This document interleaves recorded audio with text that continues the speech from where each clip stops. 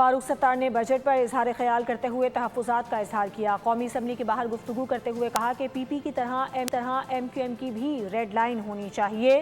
نواز شریف کی طرح ہم بھی شکوہ کر سکتے ہیں کہ ہمارا گورنر کیوں نکالا۔ انہوں نے مطالبہ کیا کہ ہمیں گورنر سنگھ چاہیے۔ زور دیا کہ جاگیرداروں اور وڈیروں پر ٹیکس لگا کر عوام کو ریلیف دیا جائے۔ اتنی ساری ریڈ لائن پاکستان پیپلز پارٹی کی ہے تو بھائی ایک آدھ ریڈ لائن ہماری بھی ہونی چاہیے۔ ہم نے آرٹیکل 140A کو ریڈ لائن کہا ہے کہ اس بجٹ سے منسلک کیا ہے کہ بھائی ورنہ ہم سوچیں گے کہ ہم ووٹ دے نہ دیں، ایک بات۔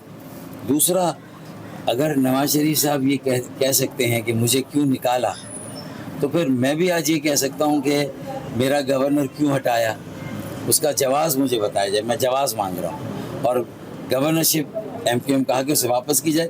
پیپلز پارٹی سے معاہدہ ہے تو ہم سے بھی آپ کا معاہدہ ہے۔ سبسکرائب کریں اور بیل دبائیں تاکہ کوئی خبر رہ نہ جائے۔